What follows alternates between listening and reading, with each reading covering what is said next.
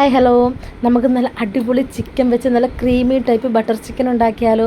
ആദ്യം തന്നെ ചിക്കനിലോട്ട് കുറച്ച് ഗരം മസാലയും പിന്നെ നമ്മുടെ കാശ്മീരി ചില്ലിയും നാരങ്ങാ നീരും ഉപ്പും കൂടി ഇട്ട് നമുക്ക് കൈവച്ച് തന്നെ നന്നായിട്ട് അങ്ങോട്ട് മിക്സ് ചെയ്യാം കേട്ടോ. ആ ഒരു അരപ്പ് നല്ല രീതിയിൽ പിടിക്കണം, അതിനാണ് നമ്മൾ കൈവച്ച് മിക്സ് ചെയ്തിട്ട് ഏറെക്കുറെ ഈ ഒരു വലിപ്പമേ നമുക്ക് ബട്ടർ ചിക്കനിൽ വരാവും. ഒരുപാടങ്ങ് വലിപ്പമായാലും ശരിയാവത്തില്ല. എന്നിട്ട് നമ്മുടെ മെയിൻ ഐറ്റമായി ബട്ടർ ഒന്ന് മെൽറ്റ് ചെയ്യാവേ. എന്നിട്ട് നമുക്ക് ചിക്കൻ ഓരോന്നോരായിട്ട് പിറക്കി അങ്ങോട്ട് ഇട്ട് കൊടുക്കാം കേട്ടോ. ഓരോന്നോരോന്നായിട്ട് അങ്ങോട്ട് പിറക്കി ഇട്ട് കൊടുക്കണേ. നന്നായിട്ട് ചിക്കനൊക്കെ പിറക്കിയിട്ട് നന്നായിട്ട് വേവിച്ചെടുക്കാവേ. ഒരുപാടങ്ങ് ഫ്രൈ ആവേണ്ട ആവശ്യമില്ല, ഒന്ന് വെന്ത് കിട്ടിയാൽ മാത്രം മതി. എന്നിട്ട് കുറച്ചും കൂടെ ബട്ടർ ഇട്ടിട്ട് നമുക്ക് ബാലൻസ് ചിക്കൻ ഇരിക്കുന്നത് നന്നായിട്ടങ്ങ് മുരിച്ചെടുക്കാം കേട്ടോ. മുരിച്ചെടുക്കുക എന്ന് വെച്ചാൽ നേരത്തെ പറഞ്ഞാൽ ഒരുപാടങ്ങ് വേവിക്കരുത്, ജസ്റ്റ് ചിക്കൻ ഒന്ന് വെന്ത് കിട്ടിയാൽ മാത്രം മതി. അതിനുശേഷം നമുക്ക് ആ പാനിൽ നിന്ന് ആ ചിക്കനെല്ലാം കൂടെ വാരിപ്പിറക്കി മാറ്റി വെച്ചിട്ട് കുറച്ചും കൂടെ ഒന്ന് ബട്ടർ ഇട്ടതിന് ശേഷം നമുക്ക് 2 സവാള, നല്ല മീഡിയം സവാള കനം കുറച്ചരിഞ്ഞതിന് ശേഷം അതിനകത്തോട്ട് നമുക്ക് ആവശ്യമായ പച്ചമുളകും പിന്നെ കുറച്ച് ഏറെ കാഷ്നട്ട് ഇടുന്നത് നല്ലതാണ് കേട്ടോ. എന്നിട്ട് നന്നായിട്ടങ്ങ് മിക്സ് ചെയ്യണം. ആ ഒരു സവാളയൊന്ന് വാടി വന്നാൽ മാത്രം മതിയേ.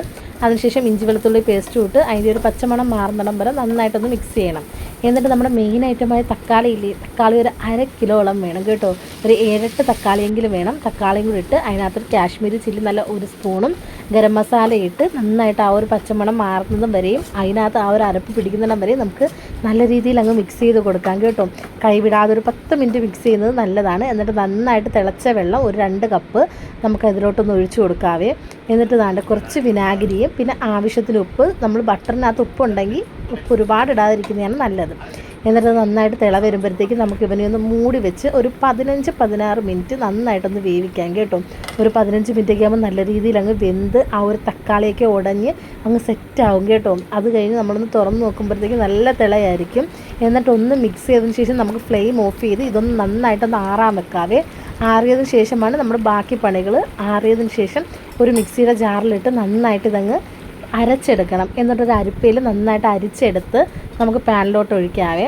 എന്നിട്ട് ഒരു തിള വരുമ്പോഴത്തേക്കും നമ്മൾ ഫ്രൈ ചെയ്ത് വെച്ചിരിക്കുന്ന ചിക്കനില്ലേ, അത് ഇതിലോട്ട് ഇട്ട് നന്നായിട്ടൊന്ന് മിക്സ് ചെയ്ത് കൊടുക്കാം കേട്ടോ. നമ്മുടെ ജോലി ഏറെക്കുറെ ഇവിടെ തീരാറായിട്ടുണ്ട്. അതിനുശേഷം നമുക്ക് ഇതിലോട്ട് കുറച്ച് സോസ് നിങ്ങൾ ആവശ്യത്തിനനുസരിച്ച് എടുക്കണം. കുറച്ച് ഏറെ സോസ് ആയാലും നല്ലതാണ്. പിന്നെ നമ്മുടെ കസൂരി മെത്തി അത് 1 സ്പൂൺ പൊടിച്ചതാണേ. അതൊക്കെ സൂപ്പർ മാർക്കറ്റിൽ നിന്ന് അതൊക്കെ നമുക്ക് കിട്ടും. പിന്നെ നമുക്ക് ഫ്രഷ് ക്രീം ഒരു 2-3 ടീസ്പൂൺ മാത്രമേ എടുക്കാവേ. എന്നിട്ട് നമുക്ക് നന്നായിട്ട് അങ്ങോട്ട് മിക്സ് ചെയ്ത് കൊടുക്കുന്നതിന് മുമ്പ് കുറച്ച് ബട്ടറും കൂടെ ചേർക്കാം കേട്ടോ. കാരണം ബട്ടർ ചിക്കനും ബട്ടറാണ് ഫ്രണ്ടിൽ നിൽക്കേണ്ടത്. എന്നിട്ട് നല്ല രീതിയിൽ അങ്ങ് മിക്സ് ചെയ്ത് കൊടുക്കണേ. മല്ലിയില ഇഷ്ടമുള്ളവർക്ക് മല്ലിയിലയും ചേർക്കാം. ഞാൻ കുറച്ചും കൂടെ ബട്ടറും പിന്നെ നമ്മുടെ ഫ്രഷ് ക്രീമും കൂടെ കുറച്ചും കൂടെ ഒന്ന് ചേർക്കുന്നുണ്ട്. കുറച്ചേറെ മല്ലിയില ചേർക്കുന്നത് നല്ലതാണ്. മല്ലിയില ഇഷ്ടമുള്ളവർ മല്ലിയിലയും കൂടെ ചേർത്ത് നല്ല പൊറോട്ടയുടെ കൂടെയോ ചപ്പാത്തിയുടെ കൂടെയൊക്കെ കഴിക്കണം. Okay, bye, see U.